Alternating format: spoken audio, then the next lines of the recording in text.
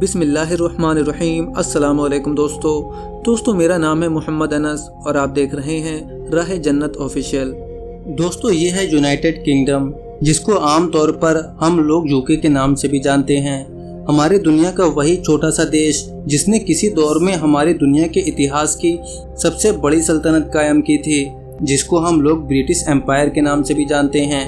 दोस्तों ये सल्तनत इतनी ज़्यादा बड़ी थी कि जिसके बारे में मशहूर था कि इस सल्तनत का सूरज कभी डूबता ही नहीं है, क्योंकि सल्तनत के अगर किसी इलाके में सूरज डूबता था तो ऑलरेडी किसी दूसरे इलाके में सूरज निकल चुका होता था। मगर मुस्लिम दुनिया के एंगल से अगर हम लोग देखें तो इतिहास में जितना ज़्यादा नुकसान ब्रिटिश एम्पायर ने मुस्लिम दुनिया को पहुँचाया है, इतना शायद कोई और ताकत नहीं पहुँचा सकी। वो इसलिए क्योंकि चाहे मुसलमानों की सल्तनत उस्मानिया हो या फिर मुगल सल्तनत, दोनों ही किसी दौर में हमारी इस दुनिया में सुपर पावर की हैसियत रखा करते थे। इन दोनों सल्तनत को भी ख़त्म करने में कहीं न कहीं ब्रिटिश एम्पायर का ही सबसे बड़ा रोल था। आज के दौर में पूरी मिडिल ईस्ट जो इतने छोटे छोटे इलाके में इतने छोटे छोटे देशों में डिवाइड हो चुका है और वो भी इतना ज़्यादा अनस्टेबिलिटी का शिकार है, इसके पीछे भी कहीं न कहीं एक बड़ा रीज़न ये ब्रिटिश एम्पायर ही था। और तो और 1948 में इजराइल को बनाने वाला ये ब्रिटिश एम्पायर तो था ही, उसके बाद से लेकर आज तक फ़लस्तीन के खिलाफ या फिर अरब देशों के खिलाफ उसकी मदद करने वाला भी अमेरिका के बाद यूके ही नज़र आता है। मगर दोस्तों अब आप लोग इसको चाहे वक्त का बदलाव कहिए या जो भी कहिए, लेकिन खुद अब यूके की डेमोग्राफी बड़ी तेजी के साथ बदलने लगी है। पिछले कुछ सालों के अंदर कुछ ऐसी बड़ी तेजी के साथ बदलाव हुए हैं कि कुछ रिपोर्ट्स बताती है कि इस्लाम यूके में बड़ी ही तेजी के साथ फैलने वाला रिलीजन बन चुका है। अब हैरानी की बात तो ये है कि यूके में इस्लाम जहां एक तरफ बड़ी ही तेजी के साथ फैल रहा है और आगे बढ़ रहा है, तो वहीं दूसरी तरफ क्रिश्चियनिटी यानी कि ईसाईयत, जो ऐतिहासिक तौर पर सदियों से यूके का एक स्टेट रिलीजन रहा है, अब वहां पर वो सिकुड़ता चला जा रहा है। हद तो अब ये हो गई है कि अब ईसाईयत यूनाइटेड किंगडम में एक मेजॉरिटी रिलीजन ही नहीं रहा, बल्कि वो तो अब खुद माइनॉरिटी में आ चुका है। उसकी वजह यह है क्योंकि किसी भी धर्म के लिए एक देश में मेजॉरिटी में आने के लिए ज़रूरी है कि पूरे देश की आबादी में सिर्फ उस धर्म की आबादी 50% से ज़्यादा की हो चुकी हो।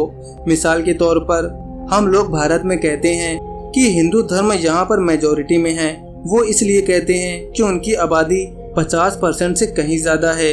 लेकिन दोस्तों यूके में जहाँ पर आज से लगभग कुछ समय पहले तक यानी 1998 या 99 तक यानी कि 100% ईसाई लोग ही रहा करते थे, अब यूके में ईसाई धर्म 50% से भी ज्यादा नीचे आ चुका है।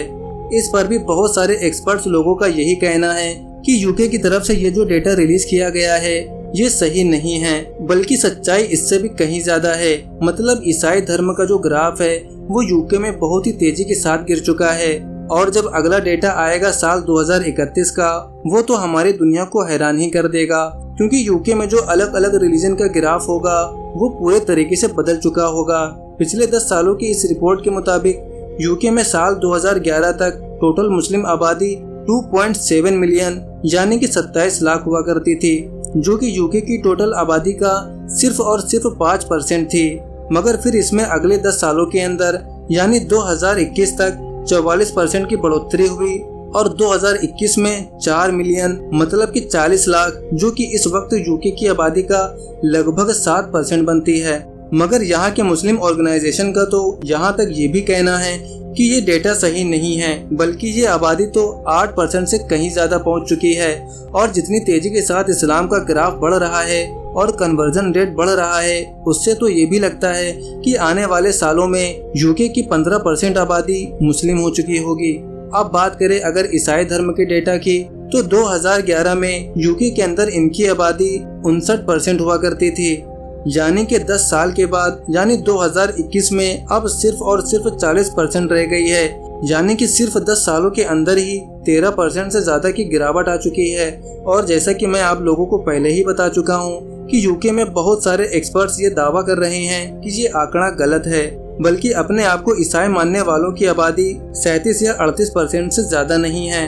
मगर दोस्तों अब आप लोग ये सोच रहे होंगे कि भाई हम लोगों ने ये मान लिया कि इस्लाम बड़ी ही तेजी के साथ यूके में फैल रहा है, मगर फिर भी मुसलमानों की आबादी 7 से 8% ही है। वहीं दूसरी तरफ क्रिश्चियनिटी जो बड़ी तेजी के साथ गिर रही है उसकी आबादी भी 37 से 38% या फिर गवर्नमेंट डेटा की भी मान लिया जाए तो लगभग 45 से 40% है। लेकिन ईसाई और इस्लाम दोनों को मिलाकर भी ये नंबर सिर्फ और सिर्फ 50 से 55% के बीच ही बनता है। तो आखिर यूके के ये बाकी बचे हुए 50% लोग कौन हैं? आखिर ये किस मजहब, किस धर्म और किस रिलीजन को फॉलो करते हैं? तो इसका जवाब है इररिलीजन, यानी कि वो लोग जो किसी भी धर्म, किसी भी रिलीजन या फिर किसी भी खुदा के कॉन्सेप्ट पर यकीन नहीं रखते हैं। 2011 के अंदर यूनाइटेड किंगडम के अंदर इररिलीजन लोगों की आबादी 25% के करीब थी, जो 10 सालों के बाद बढ़कर 37% का आंकड़ा पार कर चुकी है। और आने वाले सालों में ये उम्मीद जताई जा रही है कि ये आंकड़ा और भी ज्यादा तेजी के साथ आगे बढ़ेगा और ये आंकड़ा 50 से 60% तक पहुंच सकता है। वैसे दोस्तों, इररिलीजन लोगों का ये आंकड़ा सिर्फ यूनाइटेड किंगडम में ही नहीं बल्कि यूरोप में भी बड़ी तेजी के साथ आगे बढ़ता ही चला जा रहा है। यही तो वजह है कि आमतौर पर यह भी कहा जाने लगा है कि शायद आने वाले दिनों में यूरोप और किंगडम जैसे इलाकों में, खास तौर पर ये दो बड़े इलाकों में यही लोग नजर आया करेंगे। एक तो नास्तिक यानी कि इररिलीजन और दूसरा इस्लाम। अब जाहिर है दोस्तों, इस्लाम धर्म के आगे सारे मजहब और सारे धर्मों के हिसाब से देखें तो यही इस वक्त यूरोप और किंगडम के इलाकों में बड़ी ही तेजी के साथ चला जा रहा है।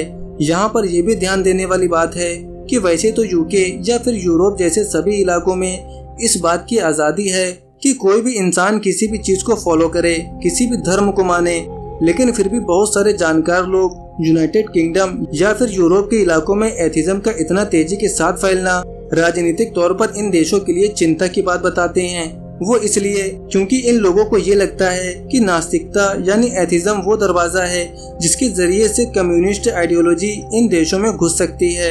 याद रहे दोस्तों कि ये कम्युनिज्म वही आइडियोलॉजी है जो रशिया, चाइना और नॉर्थ कोरिया जैसे इलाकों में पाई जाती है, जिससे पिछले लगभग आधी और एक सदी से ये सारे ही कैपिटलिज्म वाले देश यानी यूके, अमेरिका और यूरोप जैसे इलाके मुकाबला कर रहे हैं।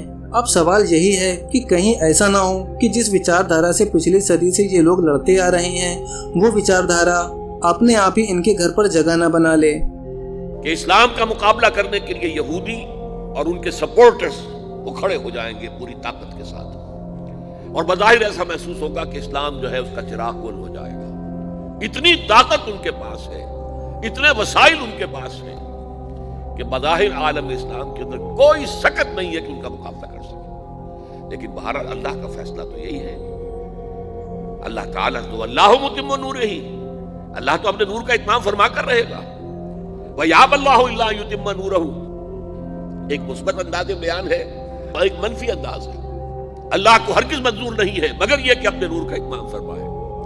तो मनफी और मुस्बत दोनों अंदाजों में बात की अल्लाह का फैसला है, ये अटल है। तो दोस्तों, उम्मीद है आपको आज की ये वीडियो पसंद आई होगी। वीडियो पसंद आई हो तो वीडियो को लाइक और इसे ज़्यादा से ज़्यादा शेयर करें। अपना बहुत सारा ख्याल रखें।